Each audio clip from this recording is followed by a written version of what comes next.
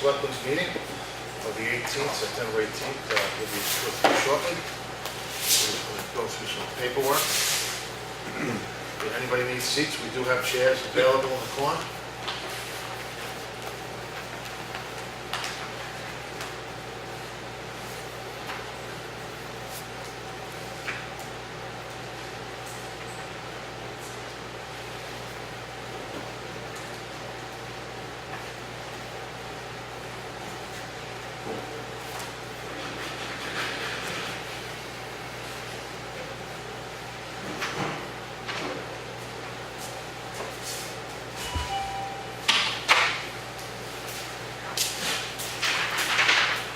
Chris?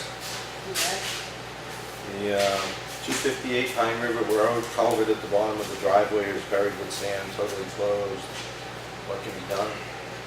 This is a homeowner issue typically. The town does not deal with driveway culverts in their homes. Okay, that's what I did tell him. Unless anybody else has a different opinion. Oh, I went and looked at that. Yeah. Yeah, I This talked is to a different one, isn't it? No, the same one. 258 Pine River? Yeah. I think he said he had a steep driveway and it Yeah, was. it's washing down his A driveway. lot of those calls, yeah. It's right by the culvert, right on the corner. That's the log home, right? No, it's not a log home. Well, below the log home. The log home's up by PK. Yeah. Yeah, this one's go down and you go across the culvert and as you turn, the driveway's right Oh, there. yeah, on the right. Yeah, the house sets up. Yeah, I told the lady, I said, it's under your driveway, this is your responsibility.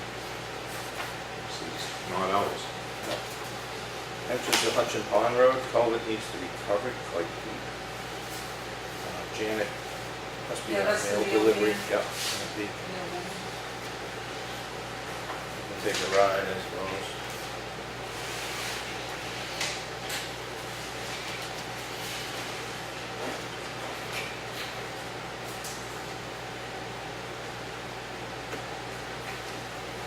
Yeah, when they call and say it's under their driveway, I always tell them that it is their responsibility.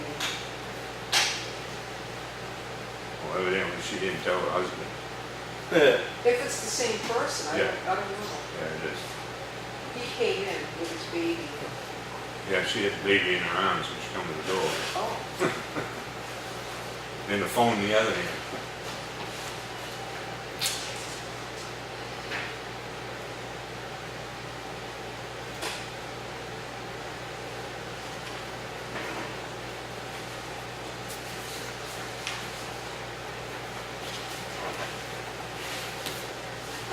In fact, I think it's in the minutes. Yeah. Right in last week's minutes. Mr. Espie went to 258 Pine River Road, checked oh, on the very phone. good. Verification.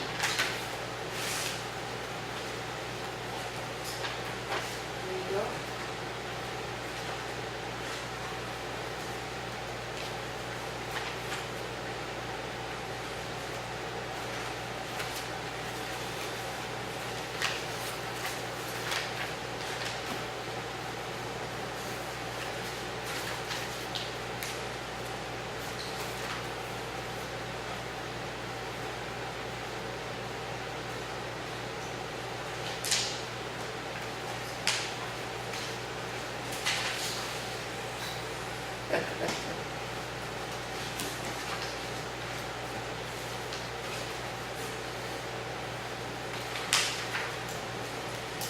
Is that one of my notes? Yes, yes.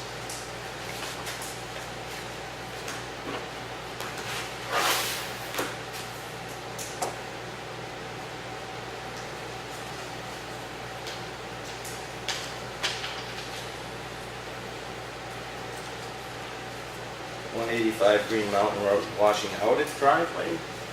She said it was making rivets in her driveway. And then I reminded her that they're gonna be paving, so that might be the end of her problem. I wanna check it out with somebody. Okay.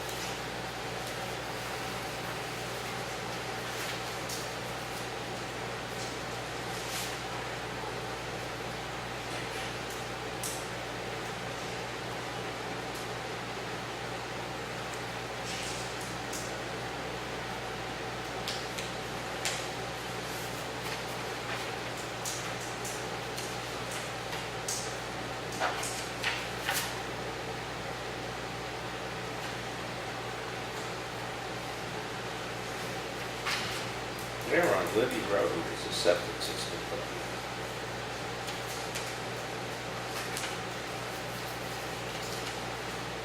It's a class 6 road.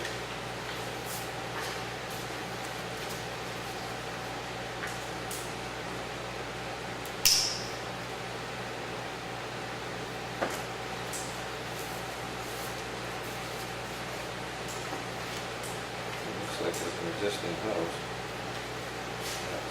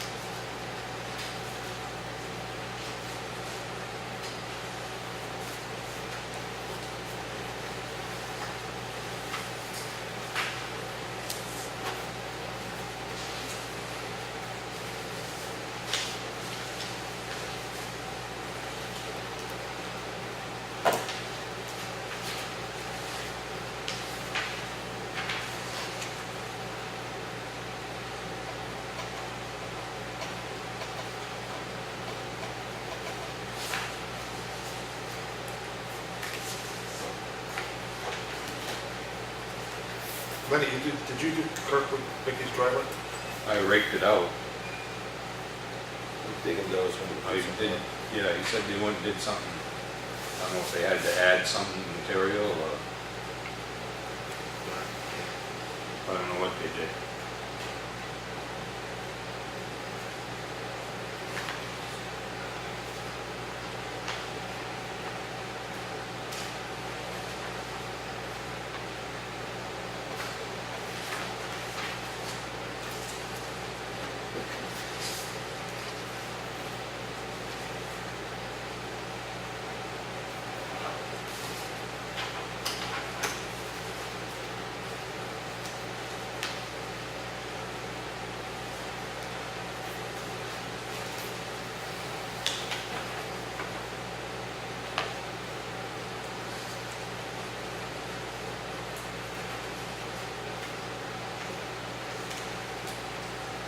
When you guys get to the plots paper here, is this completed, or, I don't know where you're standing on there. Has the form been rewritten, or?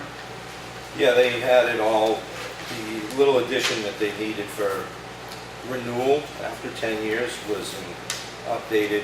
They've gotten it, so everything was left to them to just follow up on.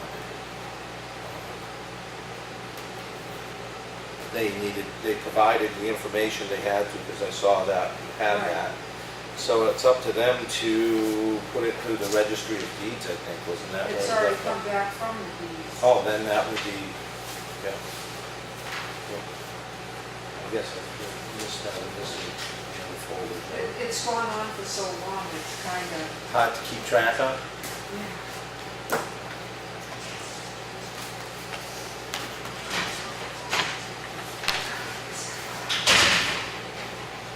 Wow, big crowd tonight.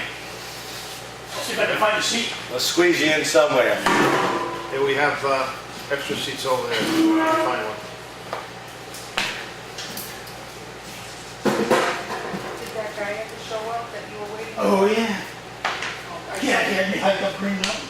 Really? This stores with all that. Oh, it must have been Randy. Eeny, miny, moe. Who's that? Where's the gift? I guess I did. Okay. Everybody else is busily buzzing away.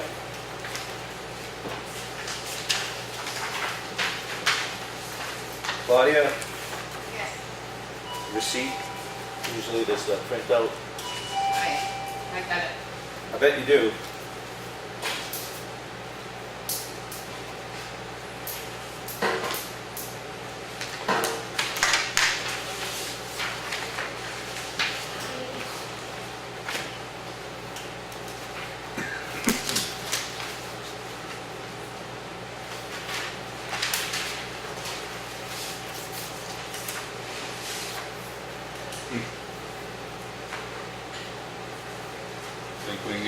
Think we can get Henry down to sign this? Sure. Absolutely. Deanna's. I could just cross it out and put your name under there. Yeah, into the basement? Yeah. Yeah, Deanna. I'll go in and tell her just so she can watch for it next time.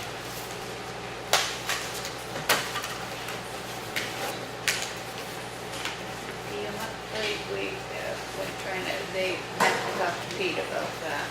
But we haven't paid him another one. Yeah. Yeah, he has to authorize it, plus we've been paid $12 in charges that was one out for being late. What's this deal? Chris has been working on it. It's, It's, hey, I don't know if it'll be down there. just initial it, and if they are, otherwise we'll have to send somebody to contact something. I'm sure I'm gonna be down, I think I might have something next month. I can't go to the culvert thing the 25th. It's Tuesday night. This cost thing you said is all set? I think so. I mean, give me a minute to buzz through it. I'll let you know. You know, I'm assuming it should be from the information that I just heard from Chris. Chris, John signed it, so I'm gonna sign it. Well, there you go. make a command decision. What culvert thing? To re-up, it's, Oh, you got another year. no, You do. Yeah. It's a 2-year thing. The first year was a short, which was last year. We got all the years. I thought it said we have to, Oh, maybe, I'll have to see what you have. that's what it was. Same. Maybe, did they send you a thing telling you you had to? Yeah, Oh, and your name's on it. oh, really? Yeah, Okay. all of those will do the forward training by the end of 2018. Huh. 9/25, Is that from Stephanie? that's from John Victor. Oh, no. Yeah, Stephanie Cuttrell. Yeah. I'll get in touch with her. I can't, I can go in November, but I can't go, I can't go next Tuesday. So I need to, wait, do, that's your name? Yep. Okay. I'll double check with her. I think that math is off. Yep. I cannot make it. But I can, when I do go, I can go next month. So that, the poles are what cost money. They're heavy to ship. Yeah. Yeah, definitely.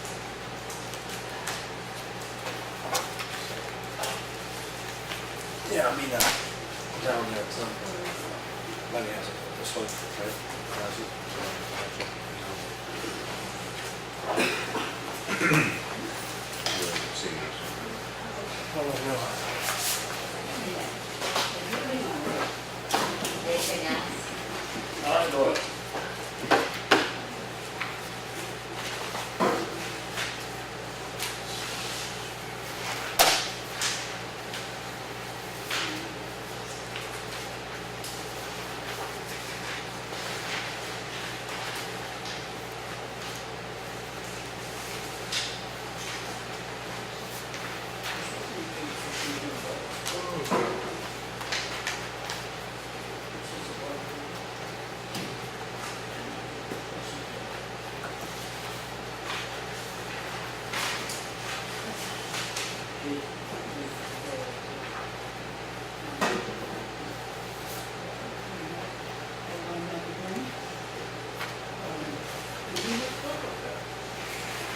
What was that?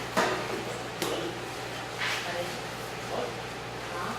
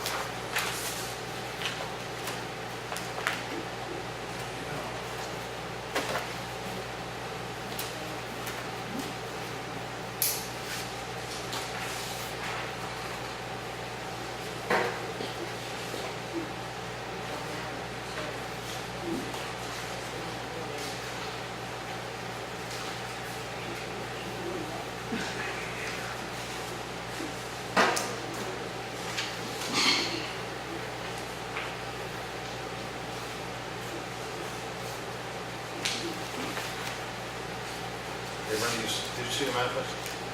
No.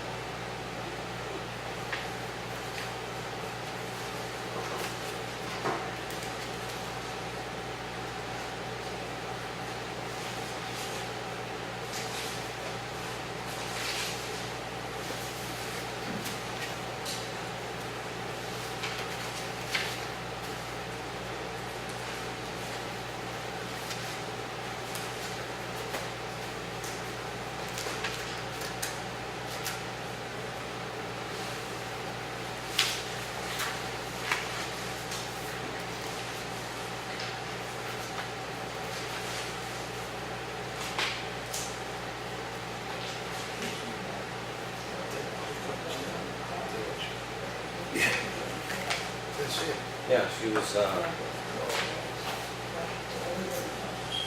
she sent before Bill and, Krista, whatever it was before that. She was there all day? Yeah. Chuck, what was it that your function you did at the voting? What did I do? Yeah, The declared, undeclared.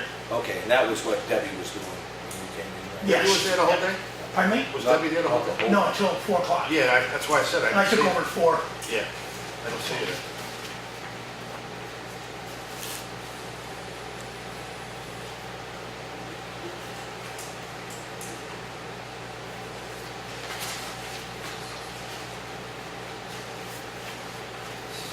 This is not the right document.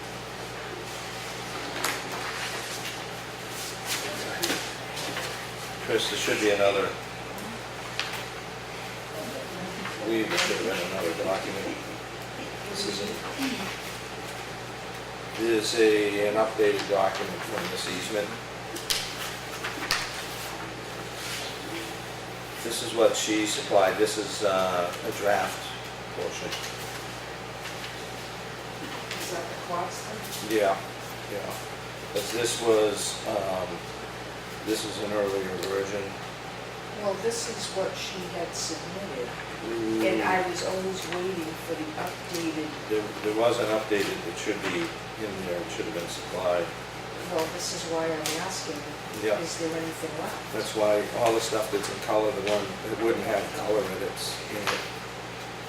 Only her writing, this whole thing was rewritten, actually rewritten. It should be there. Claudia should have it if it's not. Doesn't know anything about it. It should have been sent to the town. I can look into try and find I've it. been waiting for this. But that's I not just checked, correct. it hasn't come, so if you could just advise that down. That's not the proper one. Wait, no, Okay, that's why I put that note there, I'll because something that whole isn't packet for right. you. Correct. Okay? I'll look into it.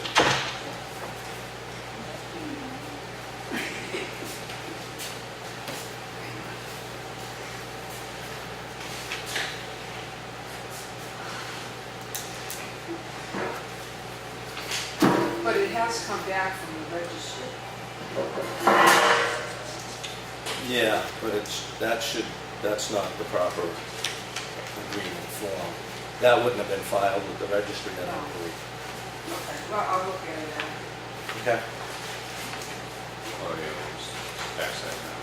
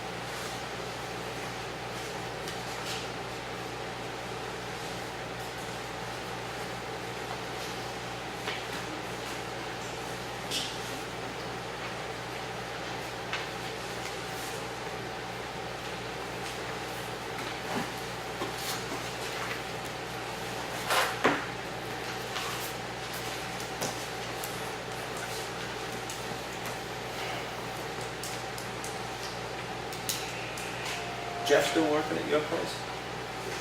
No, he, Oh, no. goes moving to another one, about a week and a half ago, another job.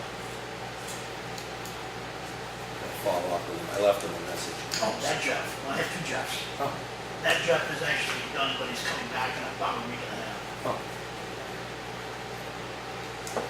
Try and catch up with him again.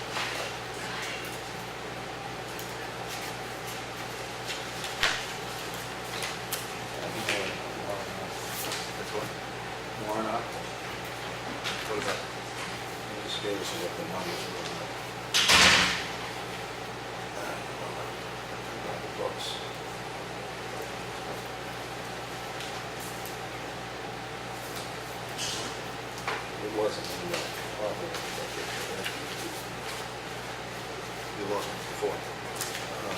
Well, Yeah, it was in, he was in operating. 12.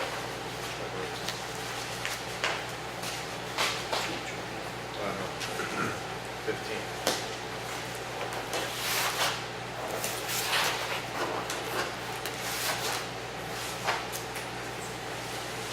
It said 17 minutes.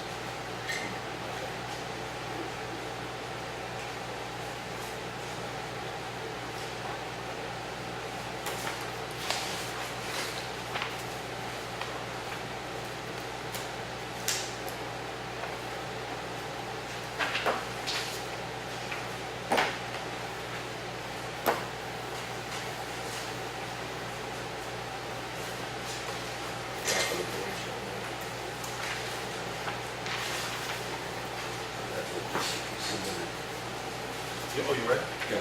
Oh. Please rise for the pledge. Pledge allegiance to the flag of the United States of America, and to the republic for which it stands, one nation, under God, indivisible, with liberty and justice for all. Okay. Right to it. Make a motion to accept the manifest of $58,910.19. Second. Second. Any discussion? All in favor? Aye. Aye. The minutes of September 10th. Accept the minutes of September 10th. Any changes, any happen? I'm good with I'm good, yeah. Okay. I'll second. Second. All in favor? Aye. Okay. The mail folder, there was a construction industry dictionary that we can look at our region. The action folder, Dig and Doze, we reviewed his bills. We had 3 septic approvals, 4 resident concerns about water running down the driveway, which Lenny probably talked to a little bit later on. And the jail has 7 7-foot sign poles to be picked up. Signature folder was the minutes for 9/10. Intent to cut. A couple of pole license petition agreements for services for preservation consultant. Abatements and the CLOTS confirmation and the MS 535 report.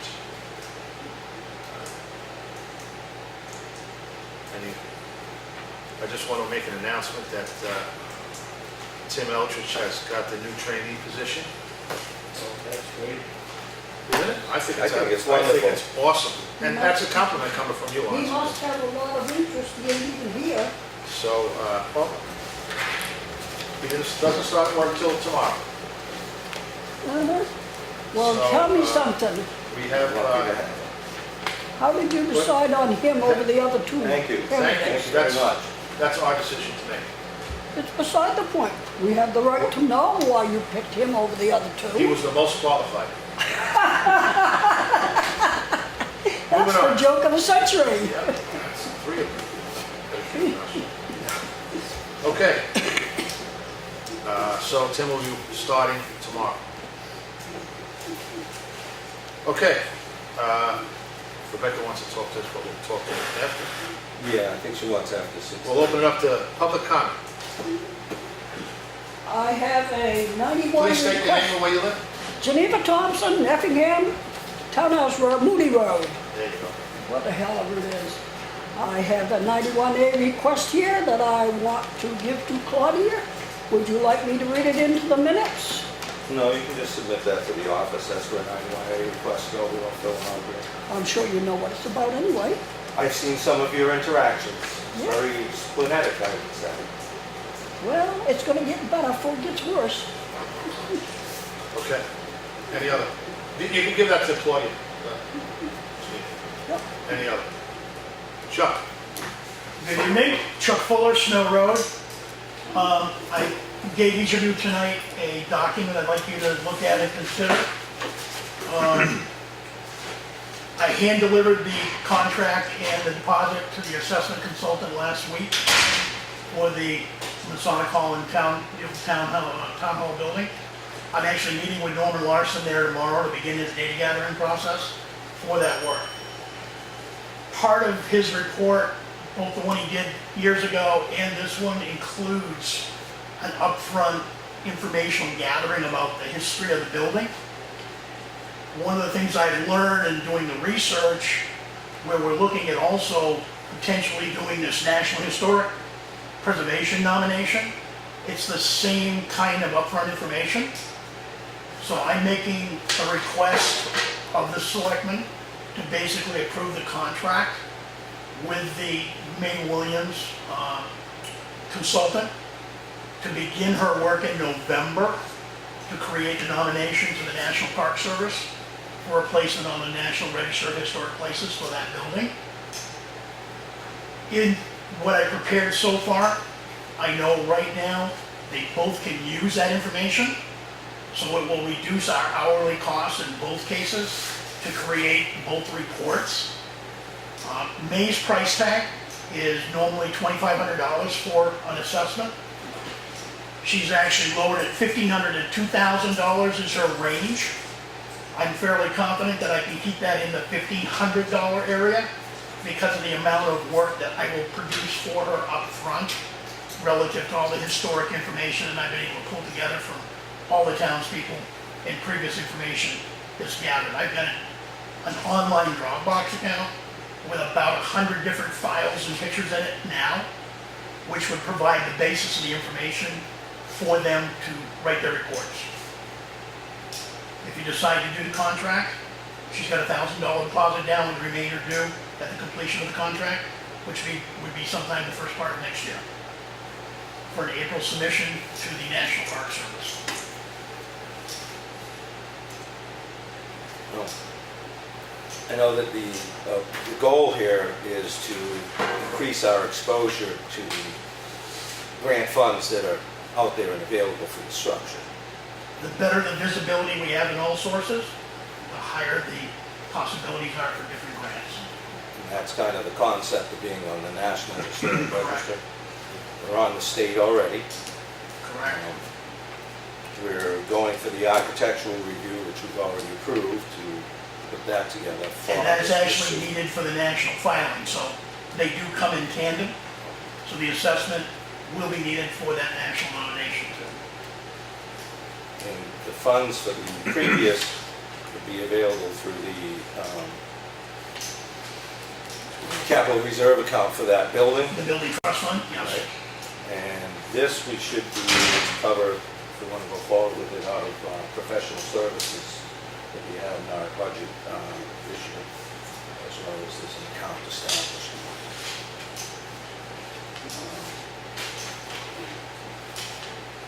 I mean, the contract's pretty dry in the sense that there's not a lot to be There's not a lot of captured there. risk to the town. It's Yeah. one-sided to us, and she's willing to provide a certificate of insurance, but the risk is absolutely minimal to the Yeah. activities. Paper cuts. I don't have a problem with it. I don't know if there's some discussion here, Lenny. No, I glanced over it pretty quickly earlier, but, no, I think, we have the funds in the professional services line, so I see no reason not to sign it. Yeah, I agree. I think this is a big step forward to Yeah. achieving the total goal.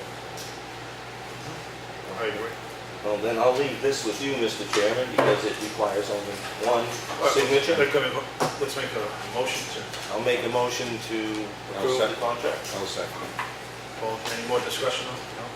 No? All in favor? Aye. Once again, Chuck, thanks for all the hard work.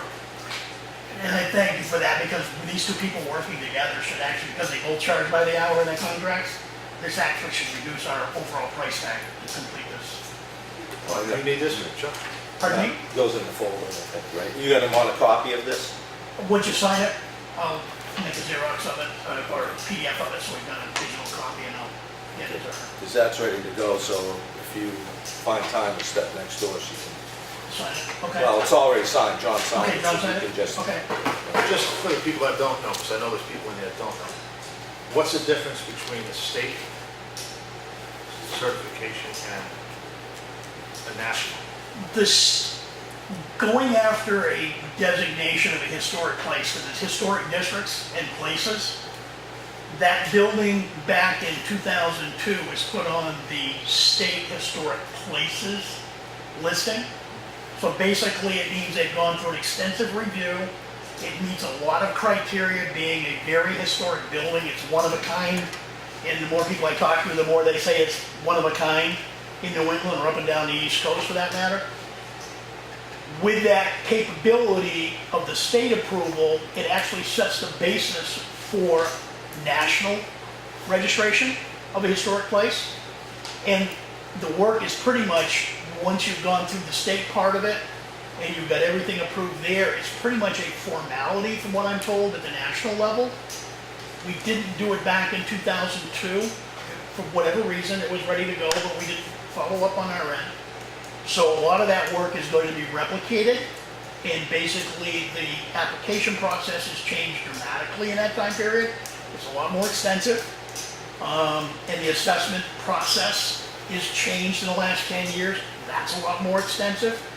But the assessment process, the way it's been explained to me by Norm Larson, the depth of that report will support this filing for the national. And once it's on the national, it gets published in different areas.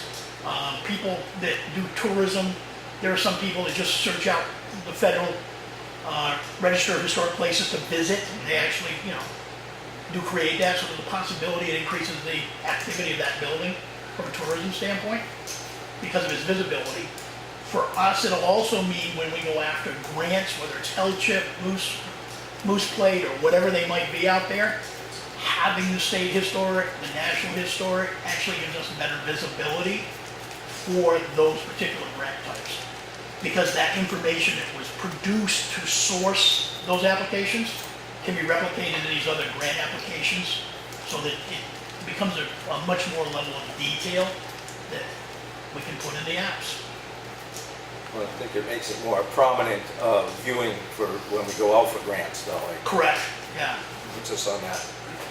Yeah, I mean, the National Park Service, I was told, only approves 4 times a year. They review 4 times a year. So our timing on this one means we'd be part of the April review. And providing we're accepted in that, the LCHIP grant process next year, the application is late May, early June. So we would be in a position to basically say we've got the state, we've got the national, and that whole thing becomes part of our LCHIP request for funding. Linda, you had your Yeah, does the state charge when they did this truck? I don't, all the information I've gotten when we did this original filing for the state back in 2002, Catherine Cobble's the one that actually wrote the information for that. I've actually got the document she produced, but there was nothing that said there was a fee attached to it. And with the assessment grant I just went after, there was no fee to submit that either. So, But now with the national one, you're telling me is that 1,500? no, that's the consulting fee. The person that, because of the level of detail that's required as part of that national application, I talked to 3 or 4 different people in Concord that said you really need to hire the consultant to make sure the I's are dotted, the T's are crossed, that you've got all the information in the correct order based on what they're looking for. Because it's kind of a one-shot. She will work with the state historic area the whole time she's writing that. Can you tell the percentage, or could she make a guess or an estimate of what? I mean, are we guaranteed to get this? Nothing in now? like, Boy, yeah, I know what you're gonna say. Okay, then how much of a better chance do we have? at this point, based on the conversations I've had, Yeah. the people that are in the state offices as well as the New Hampshire Preservation Alliance, Yeah. in the emails and the phone conversations I've had, they've said that this building is so unique from a historical perspective that they're not surprised it's already on the National Register. Everybody thought it was until I raised the question because of its historic nature. They feel it's pretty much a formality to do this, but as we know, until somebody's signed yes, it's not 100%. Do you have any idea how much we'll be asking for and what we will be doing with the money if we get it? The key thing in getting the national registration gives us a visibility factor. The assessment report that the architectural firm is going to prepare for us between now and then, now and the end of the year rather, will allow us as townspeople in public meetings to decide based on what they come back with and say, here are the things that need to be done to this building. We will then as townspeople decide how we want to, what we want to do, how much we want to do, how much we want to pay. We don't have any numbers yet. We need to understand what the numbers are going to be before we can. So do we have to come up with this up front before we can, okay, No, that's fine. no. Okay. No. All right. No, the assessment contract is required to be for part of the application process. It's also an updated application assessment book required for L-chip grant for next year or Moose Plate grant next year. They all require the updated assessment, so we're going to be able to leverage just one document, a few directions for grants. It's also required for the submission to the national. So it's the one document's going to be used multiple times, and we'll be able to use it for a few years. And the only building they're doing is the town hall. Is the Masonic Building Town Hall, which is now housing the public library. Has there been any consideration on some of the other buildings in town at the same time? I met this summer with the Historic District Commission because there were a couple people that threw out, maybe we should be looking at going after the National Register Historic District for the Center Effingham District. But everybody agreed that's going to, even if we took it on right now full force, it's a good couple of years away because of the amount of detail in the histories that would be required for every single property. Okay. And they just said at this point, we'd be better off to go after the national registration as a historic place rather than the district. Okay, thanks. Okay? Any other public comment? Just to touch on, if I remember right, I worked on the original team to get the L-chip grant, Yeah. and I don't believe there was a fee to the state to get, I don't think there was a national fee. No, either. for the application fee, there's no application fees for the grants. We just have to. I think that's what you thoroughly- were asking, right? If the state. Oh, I'm sorry, I missed Yeah. the That's point. okay. Okay. Yeah. And I do have another question. Anyone have an estimate on the attorney fees that we are going to pull for Camp Harris? I haven't seen I haven't seen that. anything yet. Any, When will you know or have an estimate? as soon as I hear from, as soon as we hear from that. We haven't even heard from that For yet. the last 4 years, you have no idea Off the top of my head, what each I would, year might have I would cost. never throw out a number. I would have to give you a definitive number. Are we going to be privy to that information when you get it? Absolutely. Public information. Good. We don't hide anything. So can you give me some kind of time frame? I don't, I can't. Unless, No, it's still ongoing. We haven't even received the original ruling from the Supreme Court, so Matt's still got time to put into that, forward it to us, and whatever else he has to do with it. We just heard that they won, and we haven't seen the final decree on it. So. I think there's more than 20 pages or so, I think, that is reviewing them. So I think that's all pretty fresh. It would just be good to know this before the beginning of the year, I would think. absolutely. As soon as we know, you'll know. Good. That's the way we roll. Any other? So the taxes that the Caithness paid has to be paid back to them. I am not going to speak on that because I have no idea what the ruling says. I don't get a copy, I didn't get a copy yet. We haven't heard from Matt yet, and as Lenny just said, we don't know what the ruling is or how the ramifications of that ruling is going to be. So that's a legal issue, and we're not going to really talk about it until we talk to the town attorney. So anybody else have any public comment? Okay, barring none. Lenny, what do you got? You probably saw a bill in manifest for punching the culvert at Wilkinson Swamp Road. They're back. And they've got it half plugged up again, but I cleaned out what I could reach today, but we're probably gonna have to get Mike in to trap them, so if you give me the okay, when Yeah. the water gets down a little bit more, Yeah. can get him in there trapping out. That's Nation, right? Yeah, Mike Mason. Excuse me, where was that one? Wilkinson Swamp Road. That's the big culvert redone. There's two, it's a double culvert, there's two culverts, and they plug them both up, so. Yeah, and then Bob went over Thursday morning, and Wednesday afternoon, I checked it, and water was almost 6 inches was going over the roads. So we punched that out.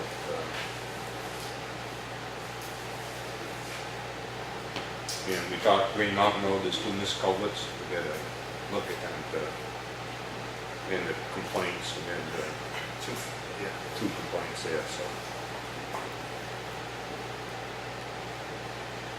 And Bob went and looked at that lady's driveway at Granite Road.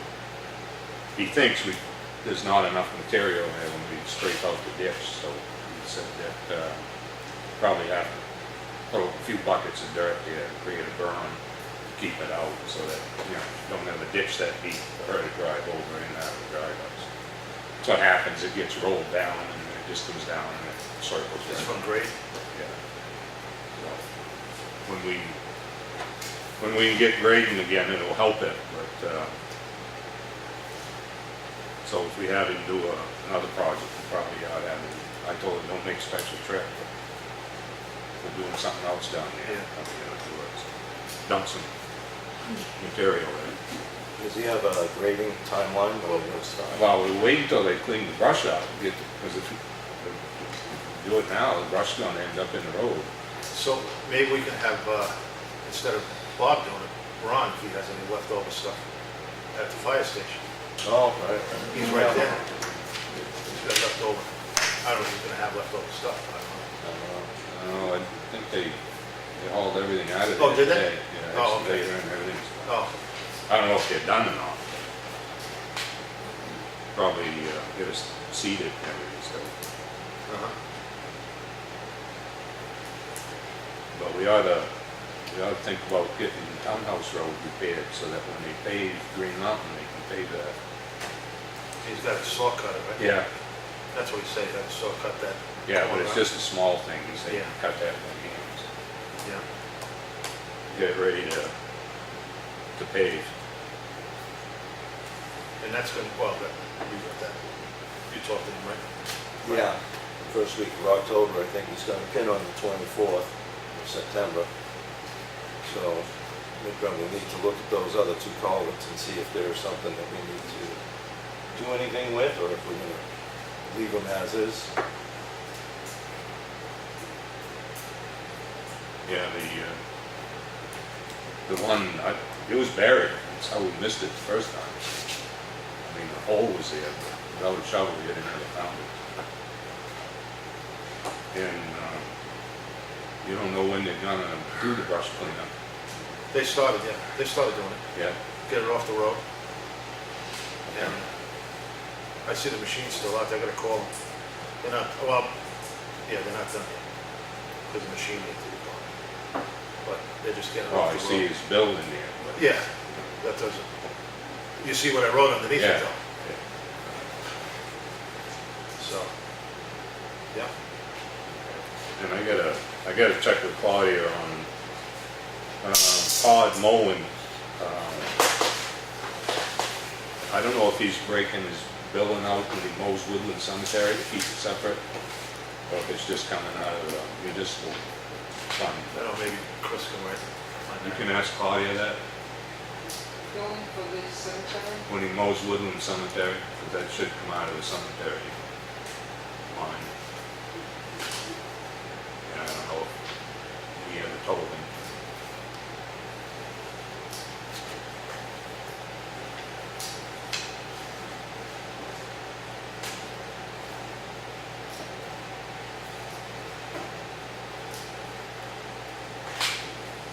What else, Kevin?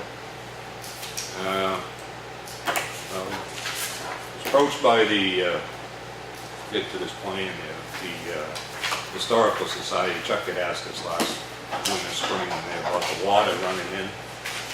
So I guess they want to do something so that up on crop, because the water comes down Pound Road and Cross Road and right into their lot. So they propose, if it's all right with the town, to put a berm at the entrance off Crossroad, which would basically close that entrance off, keep the water from coming in that way.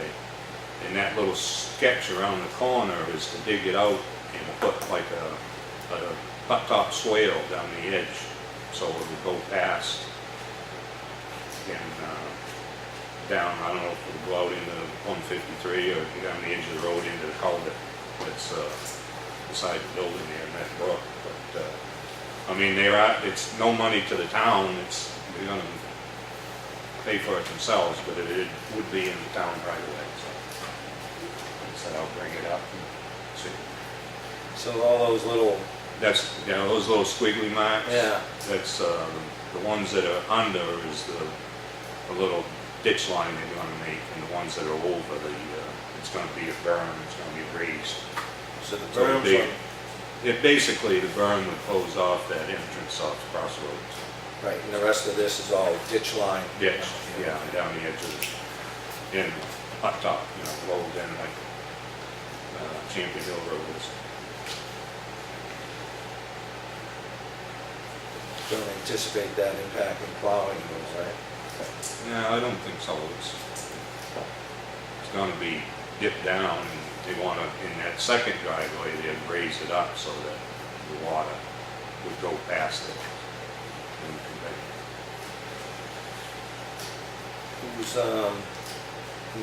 you got Crossroad, you mean Corner Road, is that what that's Yeah, supposed to be? Corner Road, Crossroad. One of those. Yeah. So, I guess I wouldn't mind seeing where this ditch line's gonna end up. Short of that, I don't see a problem. I think the lawn path right there, just the side of the driveway, I think is probably right of the road right there, so. It says the end of the asphalt swale is gonna be just a little bit past the entrance of the driveway. Did you have something to add, Chuck? No, I actually had been part of the original discussion on that, so the berms were really at the driveway entrances Yeah. to help prevent the water from coming in, so it becomes a small, Yeah, little tiny bump. Don't, The no, I don't, swale is basically get any of the water that's coming off those two, between the two, to swing down by the lower driveway, where the water will end up on the front lawn, Yeah. off on Corner Road. yeah, I don't have a problem with whatever you're doing with the driveways there. I was just more concerned about the ditch line and being comfortable it's far enough off the road not to have a negative impact on I wasn't travel. involved with that burner part. So I mean, it says it's approximately 8 inches deep, 3 or 4 feet wide down the end, so. Won't impact any snow removal or anything, so. That's all I'd be concerned about, the snow removal and anybody getting off the shoulder a little bit, doesn't get up sucked in. I mean, just above the entrance off Corner Road, there is a runoff there, but it don't take what's coming down Town Road and the rest of the way. It doesn't take it all. So, Oh, yeah, no, I totally understand. yeah. Like I said, it's more or less the distance back from the road would have been my only concern. I don't see anything else that jumps to mind.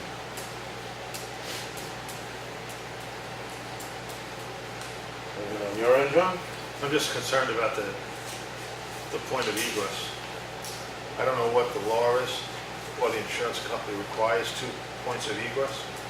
And when you shut down that one driveway, entrance, whatever, there's only one way in and one way out. Well, I mean, depending on how high the berm is. Well, it says 3 feet. Well, is that 3 feet Wide. wide? Wide. Wide, You know, 8 inches deep, 3 feet wide. I mean, John, a truck would make it over. that also, it's not really used in the winter either, because right now, you have to go up over a hump. As it is going out of there in the winter, so it's pretty hazardous. Yeah, when you come out of the driveway on one, over the road, you are coming up. Hazardous. That's all. All right, no, I'm just saying, I don't have a problem with it. Most properties have one driveway. But this is It's not a not problem, gonna- this is not a I driveway. can't see how it would Public impact place the in itself. drivability on the road.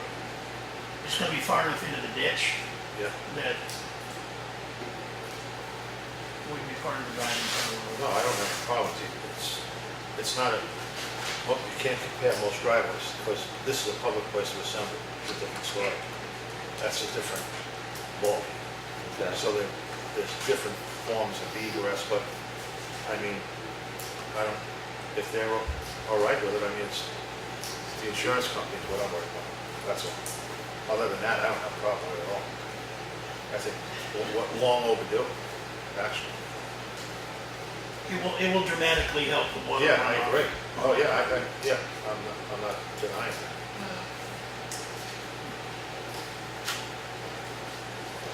Unfortunately, we live in a world of rules.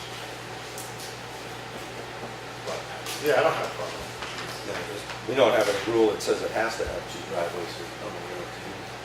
I'm not, There'll be a, you know, I mean, I don't think this is falling under site plan or anything from the planning. board. Linda, are they gonna block one of the driveways off, or are they gonna, both driveways still exist, but there be berms on both, or did they shut one off? Basically, the berm on the one coming down the crossroad No. will be shut off. Oh,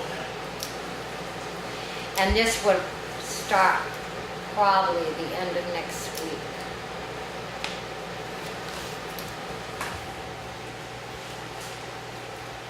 I don't see a problem for myself. I don't know if this is, what this building is classified as. Something if it was a commercial entity or something like that, if it's considered that way, it would really fall into the planning board, this lap. You know, their driveways are really their purview, and whether the site plan is required or not. That would be my only concern. I'm not familiar enough with this building or its process to know that if it's belongs to site plan. I guess if anybody wanted to ask the planning board that, I shouldn't be correct. I can, Is there a regulation says you only have one driveway per lot?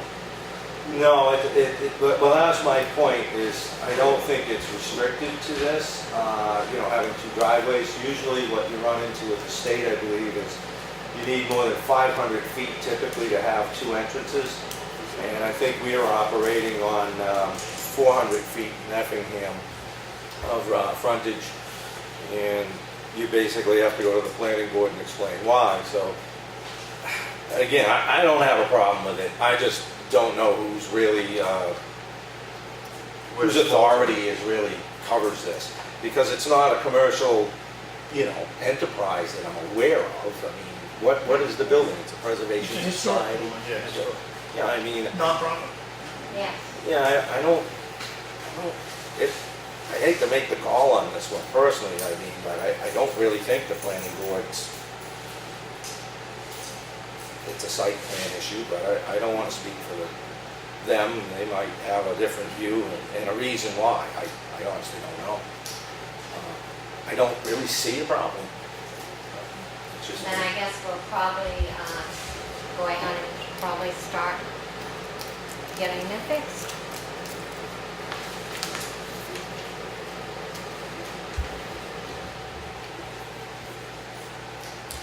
This is really, right now, I'm sure you'll agree, ruining the historical building. Yeah, I mean, I couldn't imagine with the, you wouldn't have a case for doing it that the planning board wouldn't agree with. And I'm sure you must have talked to the Historic District Commission. They don't have, because they've got regulations for all that other stuff. They'd be the only other. Well, I Town assume board. that our president and vice president probably have done that, but I will recheck with them. Not my area, so leave that to you guys. I think the question to me was, you know, it's gonna be in the town's right of way, so, you know, I don't think we have a problem with them being in the right No, of but way. the building is in the Historic District Commission.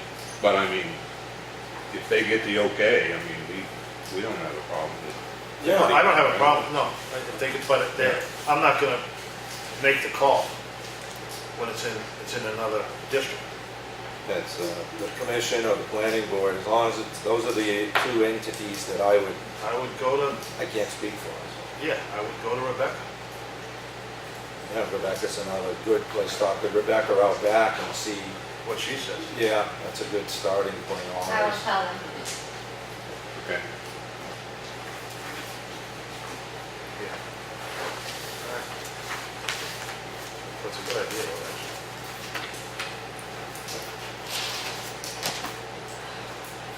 All right. Any other public comment? Oh, we're not even here. Mike, what do you got? We just swayed and... Not a whole lot. We'll be catching up with Rebecca later, so some of the things I was looking at were things the board had some concerns on from the town. Nice. I'll look into this barn easement because I know that's not the appropriate form.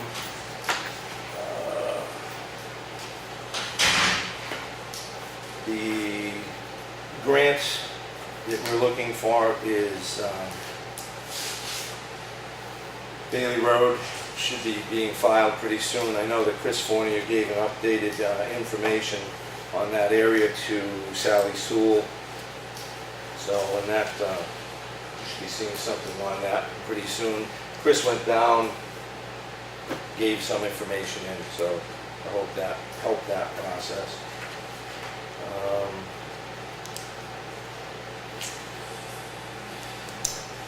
I was going to touch on that somebody made some comments recently in public comment about the PD, the Effingham Police Department, and how inaccessible or whatever it has been for that individual to reach out to the PD.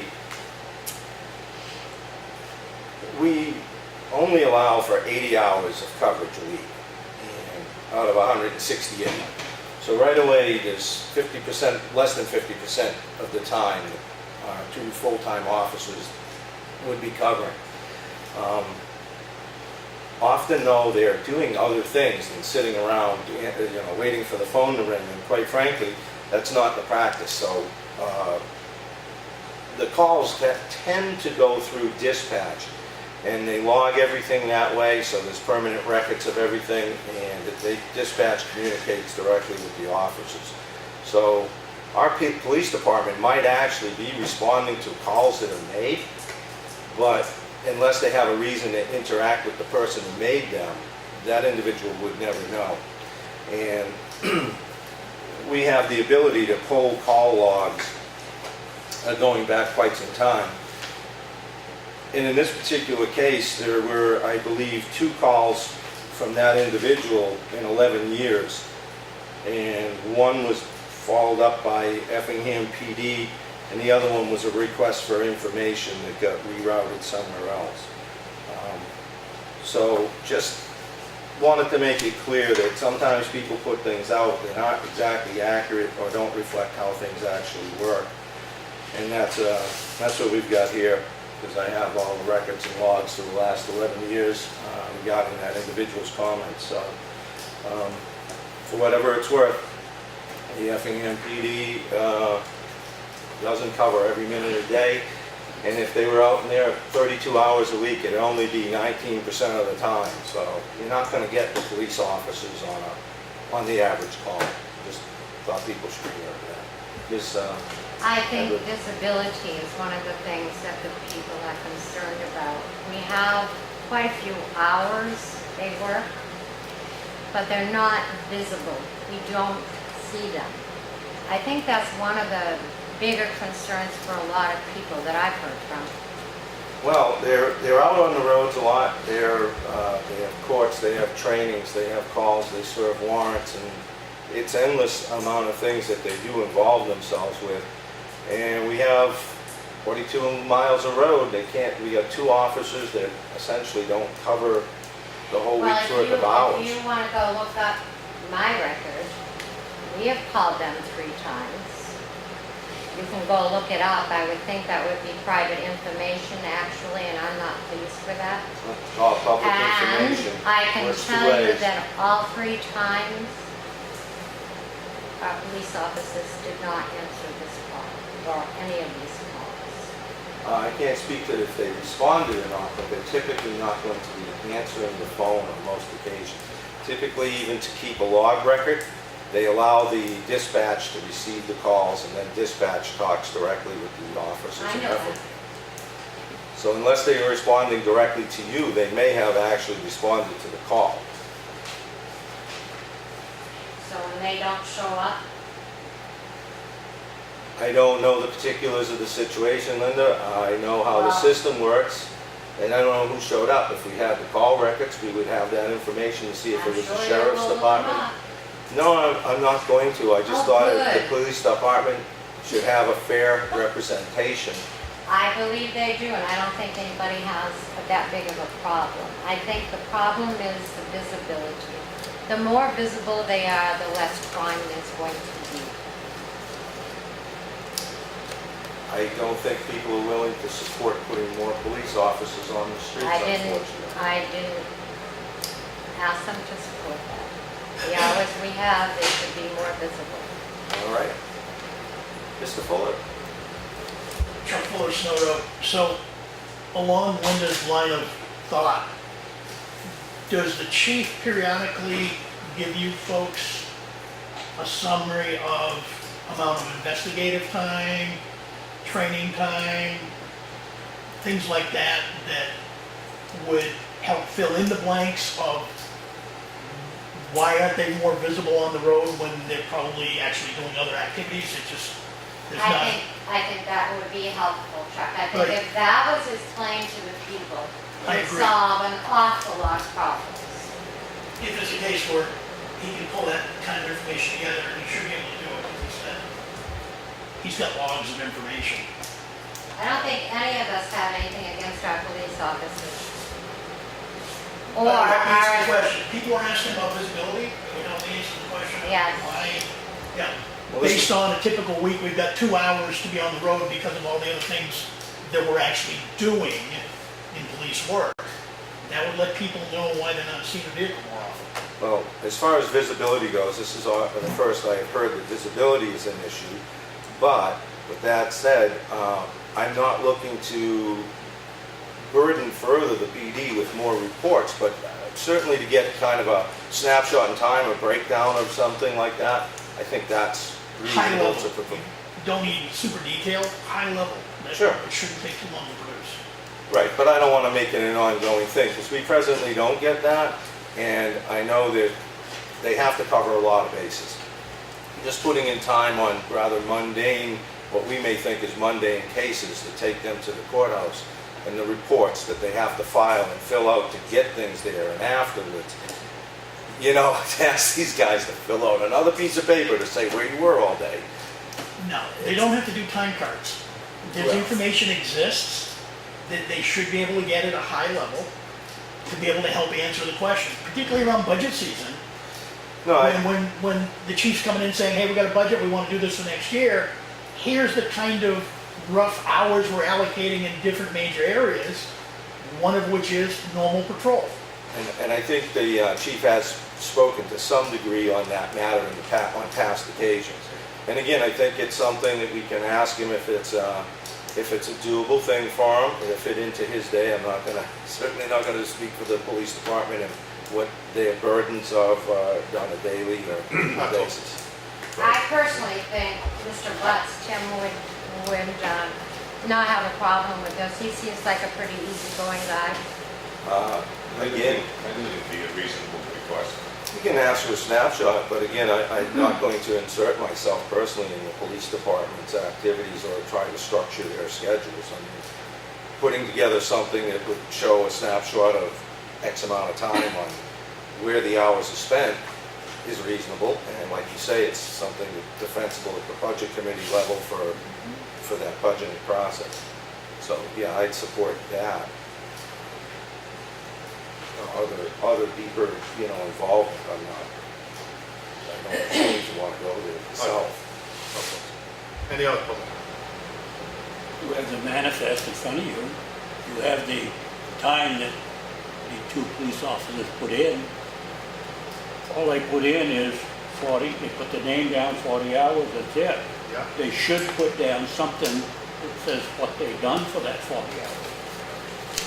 Some of that stuff, Lawrence, I gotta be perfectly honest with you, is not public privy. That's true, but And for that, and now I can put myself into his position.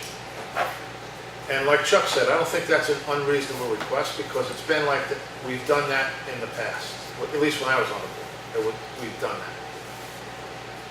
I don't think that's an unreasonable request. However, I know how the meetings go, and I know the people in the meetings.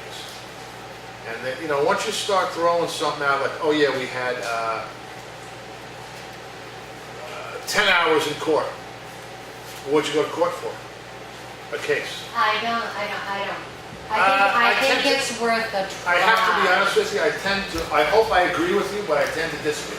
Well, I think Because I it's know worth how a these try. meetings run. I've been behind it for 13 years, so I get the picture. But that's not saying that it's not a good idea. I think it's a great idea to give the people some kind of stats. High level. And show the people, well, you're in court for, you could sit in court from 8 o'clock to 4 and not even be heard. You have to come back the next day. So now you got a whole day in court. You got another officer all day in court. So now you got 16 hours of sit time, basically, of sit time, that they're not visible on the road. So, I mean, I get it. I understand where everyone's coming from. And like I said, I will personally talk to Tim about it. But I know, well, I do know that how it runs. What's going on? What did you do? Well, how come you didn't do this? Or how come you didn't do that? How come you're not arresting this person? How come you're not going here? John, I Because think you're it's getting too deep into it. Well- I think, why don't we give it a try? Exactly. I'm not saying, but I know exactly how it works. And for me, I'm not going to go there if it gets that. Chuck, what do you mean by high level? What's your terminology there? Like patrol time, investigative time, Right. court time, training time, case paperwork time. People don't realize when you're doing an investigation Right. at all levels of that involvement on a daily basis. Yeah. Police officers have to document that stuff, and that doesn't happen in 3 minutes. They've got to write reports that Yeah. support what's going on. So it's, when I say high level, it's really only 4 or 5 categories, Right. Yeah. which if you do that, will show a 40-hour-a-week pretty darn quick. No, yeah, no, I just wanted to make sure that we were On going the to be same page. on the same page with what we're looking for. I agree with that. Yeah. I don't think it's going to be a problem. I don't. Linda? I think the people in this town are paying for this. And I think when they have a problem, this is our police department, we're paying for it. They would feel better and be more supportive if that person showed up at least a few times. Well, here's the problem with that. What you're talking about is a full-time police department. Right. Yeah. Don't shake your head, because that's what it is. It's a I'm not full-time police- shaking my head. No, your husband is. So let me finish. Let me just finish. Okay, finish. In order to do that, in order to have some officer from Effingham to come, you have to have a guy on around the clock. Because here again, if somebody's off and Chief Butts is in court, and you make a call, who's gonna come? The sheriff or state police? Okay, Well, but John, even if it's a full-time department with full coverage in the entire week, there's still no guarantee that an Effingham officer's gonna show up, because that officer could be handling a bad accident when another call comes in, and if we've only got one person on a shift, sheriff department, state police, somebody else is gonna come in, so it's gonna look like, gee, we didn't show up again. It's an activity-based process, It and it's acts- all dependent upon what's happening at any given minute. It is exactly an activity-based process, and it doesn't limit our PD to our town, because something can happen in a neighboring town, and they call for support for things. So it's And really vice versa. wide-ranging, and the Effingham PD does respond to a lot of calls, I think, that people don't realize, because they don't show up as a personal interaction with the caller unless it's required. But we'll look at that high-level report, as you call it, Yeah. and We could beat this to death.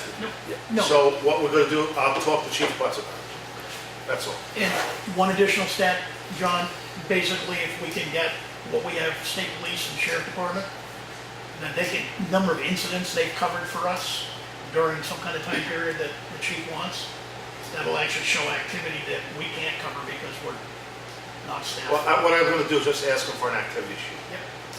That's all. I'm not gonna go into sheriff's department reports, I don't have time for that. And I- Understand. thank you, John, I Understand. don't think you should. So, well, sometimes it warrants. Understand? Okay. Any other public comment? oh, that wasn't really public Oh, comment, that whatever. was an offshoot of it. Yeah. Another- We're just going all over the spectrum now.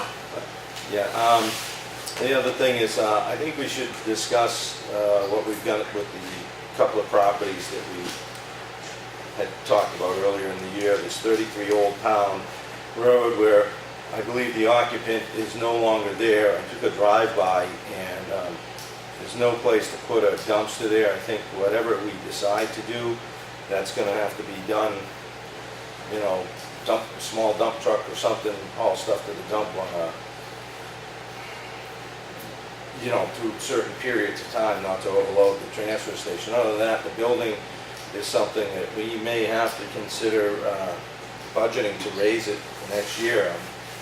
I'm not sure what we want to do with that building. Put it up for auction as is. Well, that's our other thing, and that brings me to the one on 88 Stevens Road, which I think there's been some interaction, but quite frankly, I don't know that we've received a certified letter as we outlined, and the 15 days to purchase it back are long since gone.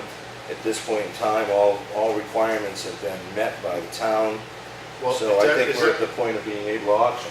Well, here's my point. I heard that he has the money, and Claudia's gotta have, she's gotta get the exact numbers. My feeling is, and this was the feeling previous board, I wanna give a person every chance they can to buy back their property.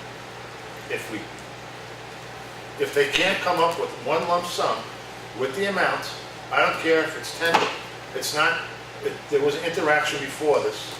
I feel that the person should have every option to take the property back.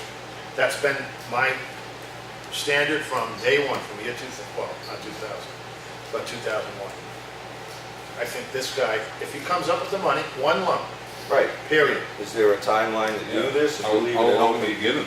Right. He can say, I got the money for the No, no, rest no, of no, the no. year. That's what I've No, been hearing. No, Claudia, he said he has the money. Claudia has to get the interest and the penalties and fines together. Once she gets that together, he has 10 days to come up with Thank that you. money. That's what I needed. 10 days? You good with that, Lenny? And how long's it been already?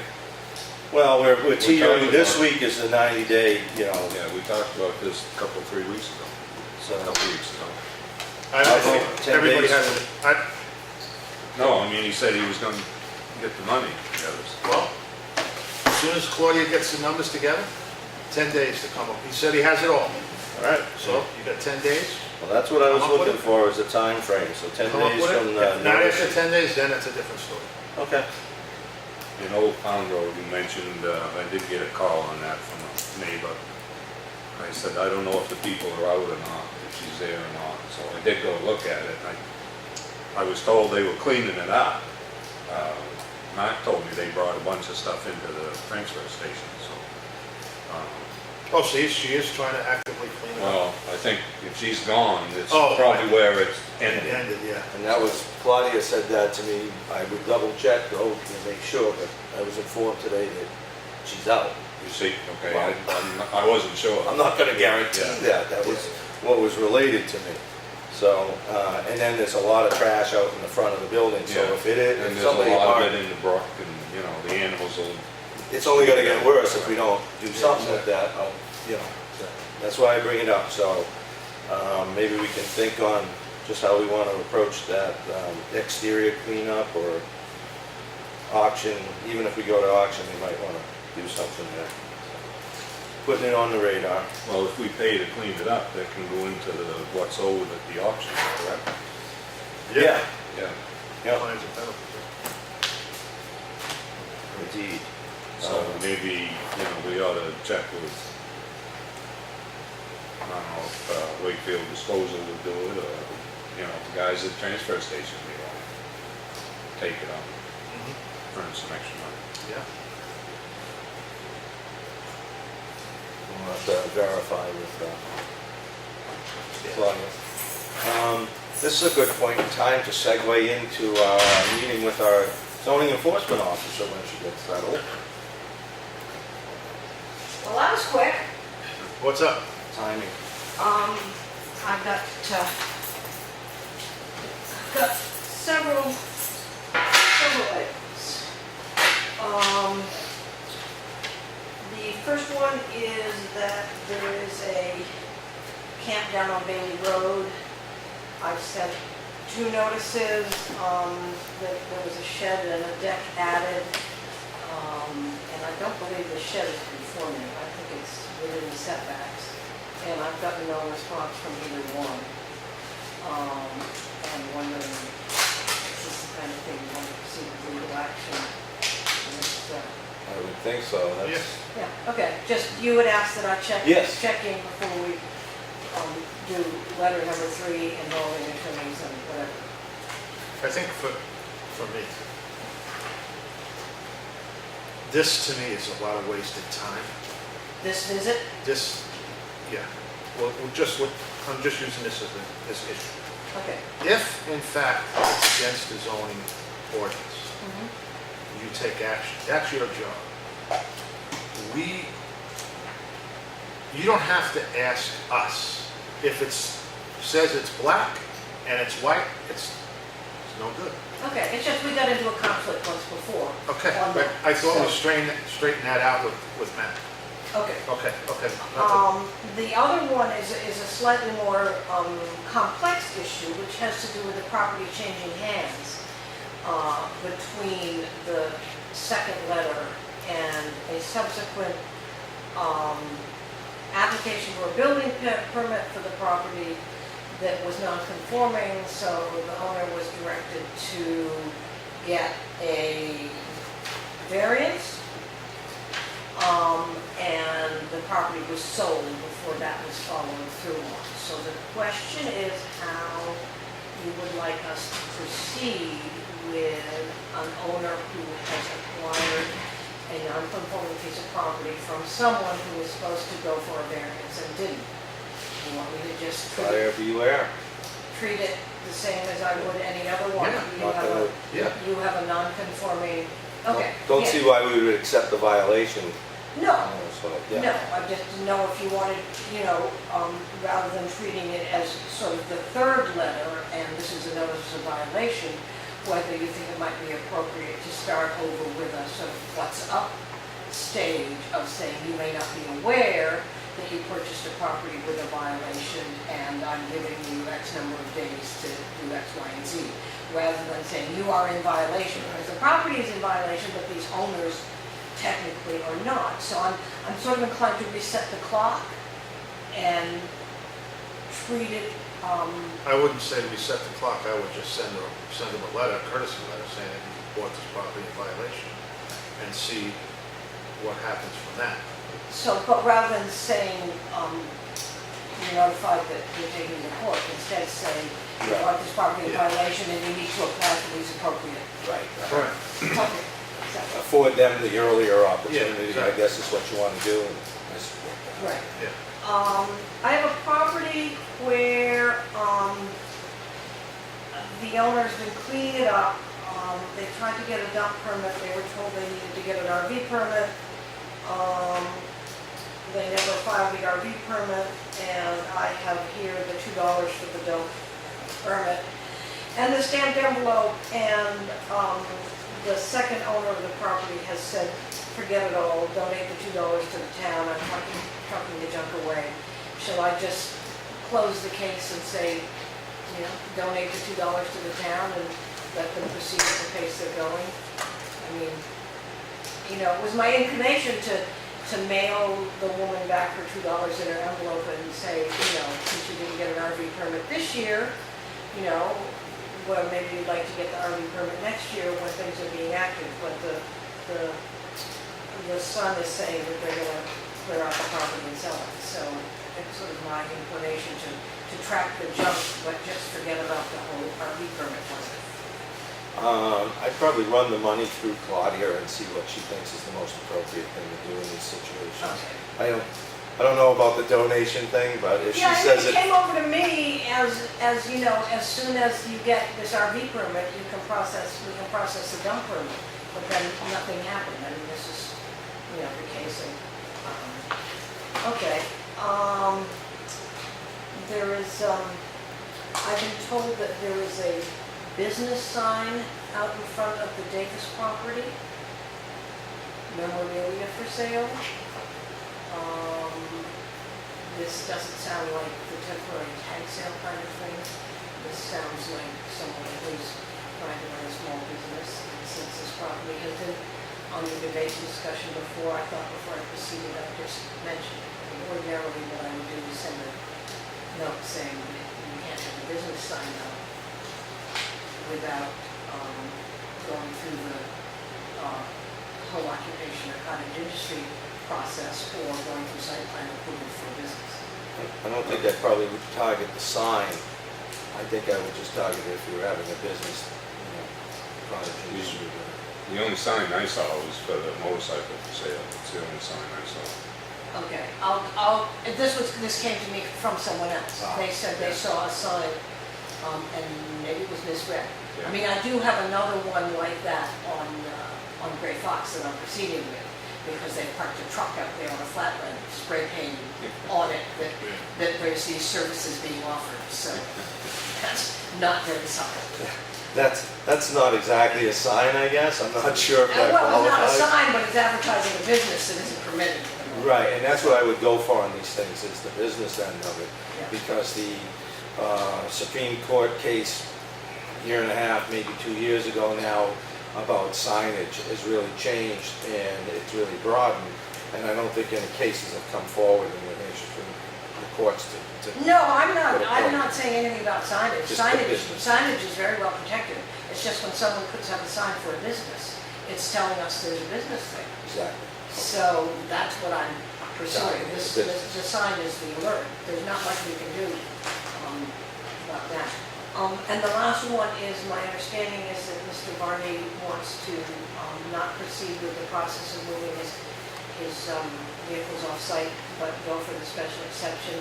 You want me to shepherd any of that over to the ZBA, or just leave it? Leave it for them to do. Not my department. Okay, just want to double check. I will give Dave Strauss a heads up, because he's asked if I know of anything coming his way. Other than that, I guess Other than whatever, timeframes are probably the thing. Well, I mean, the question is, having taken it off my desk completely, whether with that change of direction it comes back on my desk, or whether it's not. Well, there's one thing to say you're gonna go for it, there's another thing to actually do it, that's my only concern.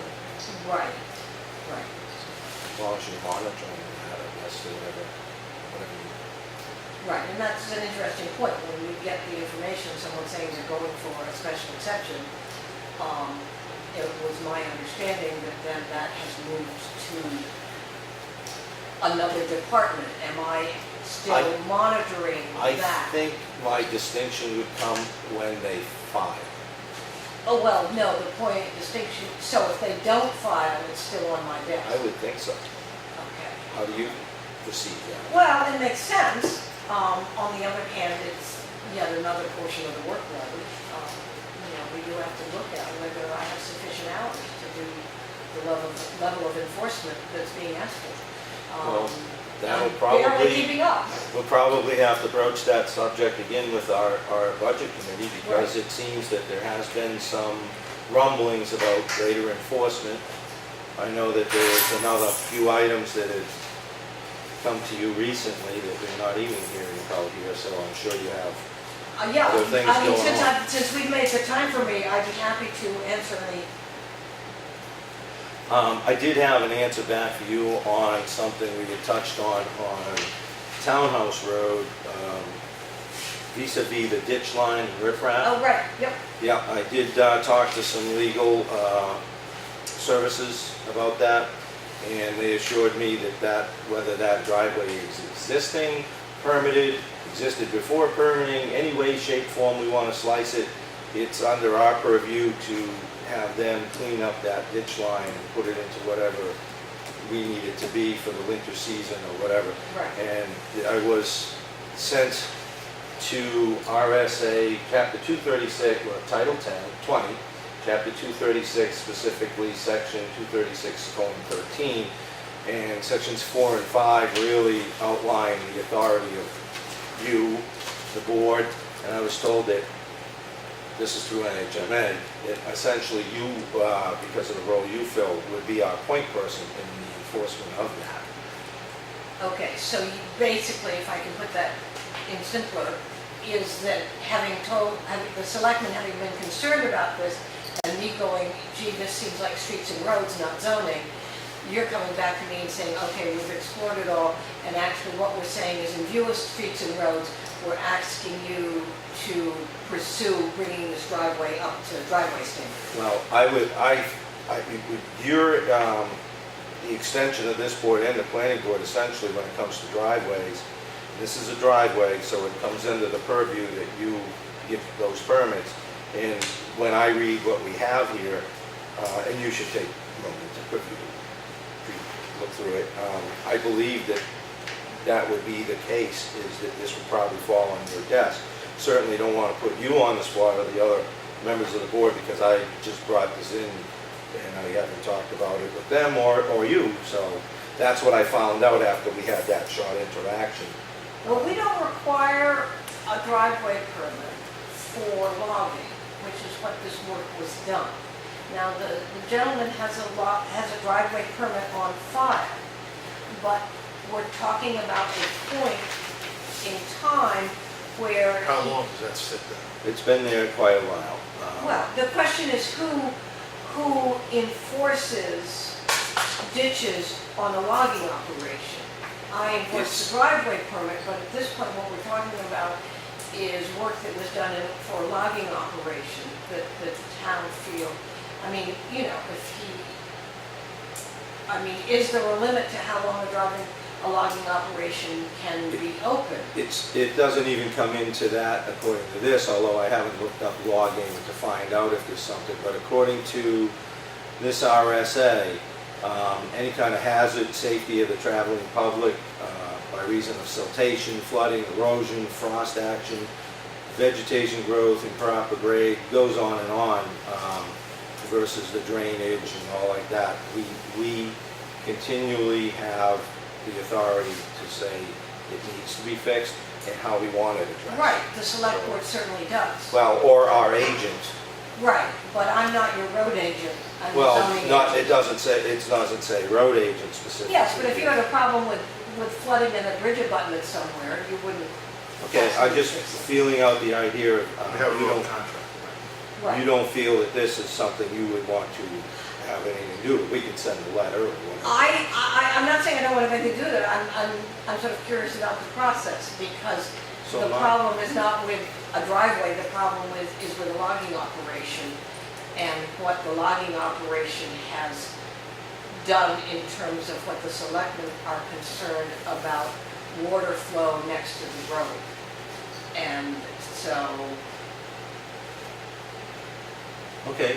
where, I mean, you know, I'm happy to do it, happy to let the selectmen do it, happy to have the selectmen tell whoever you contract your roads with to get in touch with the guy and say it's not acceptable. I was looking for your feedback on it since we initiated a while back this conversation, but certainly we haven't talked about it, so that'll be Right. for us to do, is to see what we want to do and if we feel it should be addressed and best way to move it forward. Well, I guess the difficulty for me would be is if I addressed the party and said that, you need to take the riprap out, put the culvert in, and build your driveway, and they said, we are not finished with our logging operation. Have they started? I don't did. believe I don't that. believe so. I don't think See, there's I any think activity going on. We are responsible for the integrity of the road. Right. If that stone impedes the integrity of that road, we have the right to take it out. Right. He had the right to put it in without getting a permit. We do not require driveway permits for logging operations. So when he inquired of me, I said, well, we might as well issue the driveway permit now and see if we can't have the logging access done in the same place as the driveway permit will go. And he said, I need to put in riprap for the logging operation. Can I use riprap for the driveway? Who's the guy? It's on the property card, right? Yeah, it's on the property card. I can't think of the name at the moment. No, who's the guy doing the log? I don't think this is I don't law. think anything's going on. Anyway, he said, can I just use riprap for the driveway? And I said, I'll go do a site visit. And I came back and I said, no, you cannot just use riprap for the driveway. When you build a permanent driveway, you have to put in a culvert to our driveway standards. In the meantime, if you don't want to put in a culvert and then have your logging trucks trash it, you can put in the riprap for the logging operation. So basically, he's not even at the point of doing the driveway yet. And Okay. just as we've run into other issues with logging operations, and that the town does not actually Okay, have so a lot of we- jurisdiction. We You have do. jurisdiction We over do, and we will, over We'll the cut to road. the chase there. yeah, we'll get to Follow up this. with it. All right, Yeah. I'll look into it. If you guys are all right, letting you, with you. I just went through the file, the intent to cut. I don't remember a townhouse road. Has One in there. Okay. Let's all start following up on that, and I'll follow up on the owner and try and reach contact. We have to send certified mail to request this to be taken out. That's in there, as well as we have the right to take it out ourselves and bill them for our activities. So we'll get to the bottom of it one way or another. I'll try to reach out and see if we can't find a nice amicable solution. Yeah, I'm not trying No, I- to get out of it, I just find, Fully my- understand. imagine myself caught in the middle between road Sure. standards and timber operations, which really aren't my department. That's fine, that's all, not a problem. Okay. Just wanted to define whose role was going to be, and I think we got there. Anything else?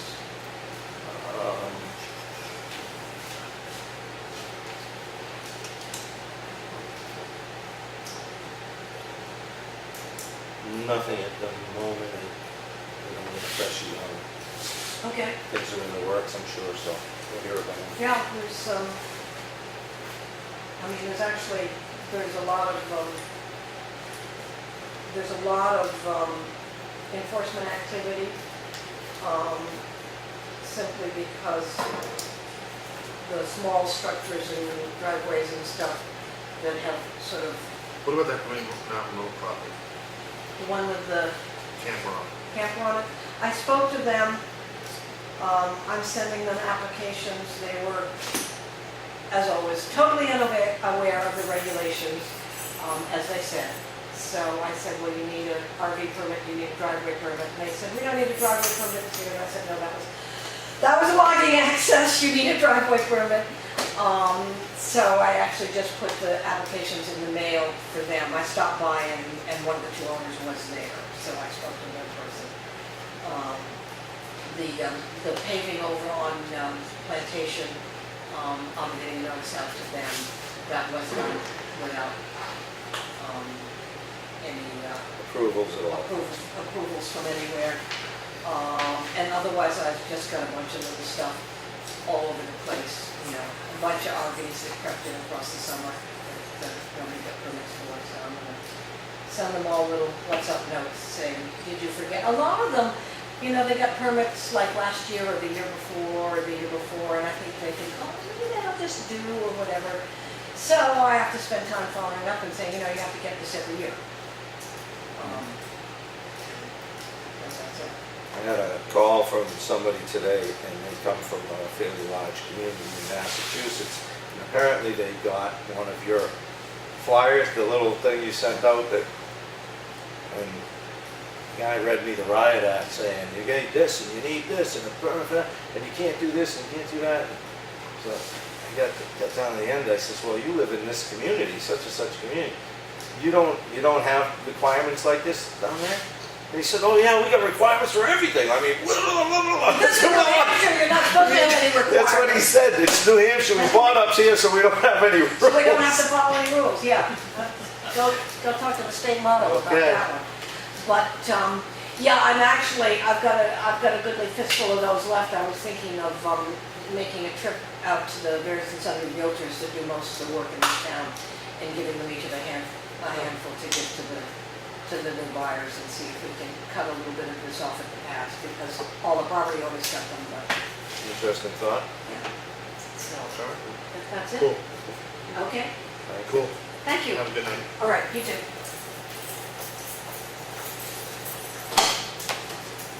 Any old business? I don't have anything. New business, monkey business, Lenny, what do you got? Nothing. I spewed it all out the first time. It's what? I spewed it all out the first time. Feels good, right? Get it all. All right, public comment anymore? Chuck? Chuck Fuller, Snow Road. Update on the capital improvement plan committee. First meeting with the LRPC was in August. Next one is September 27th, 6:30 here. The takeaway we had out of that first meeting was to gather 10 years worth of tax base information, revenue, actual expenses for the town, to get that ready for LRPC so they can do their analytics on it. Melissa Siemens, Dave Strauss and I met. Melissa provided some stuff, Dave provided a ton of stuff. We produced a file, that was shipped off to Susan Slack this week. Susan got back to me today saying it was very extensive. They're going to review it. It probably will give them most of the information they need, so we may have done the biggest heavy lift of gathering historic information just with that one effort, which should help us. Second, for the Masonic Lodge Old Town Hall project, there's a meeting. The next meeting is tomorrow night, public meeting, 6 o'clock at the public library. So for anybody that's interested in getting the updates and providing more feedback, tomorrow night's an opportunity. Thank you. What else? Oh, that's it? I've got more, but I can cut off tonight. Excuse me, Chuck, what was the date in August? August. So you have town hall, CIP, et cetera, so. Did I send all this together tonight? Okay. So you said we have grant updates tomorrow night on the library, town hall / library? I have an agenda that's half together. I'll provide it tomorrow. Okay. All right. I planned on coming, but it don't look like I'm gonna make it. We have a public comment. No? All right. Mike here. No, I'm good tonight. All right, we have to go into non-public for one for a personnel issue and one for a legal issue. Roll call. Mike Cahalane, Aye. Leonard Espie, Aye. John Meisner. Okay, thank you so much. I make a motion to go into non-public, and then we'll come back out and we'll agree. No second motion. Okay. All right, thanks, guys. Do the roll call? Yeah, we did it all.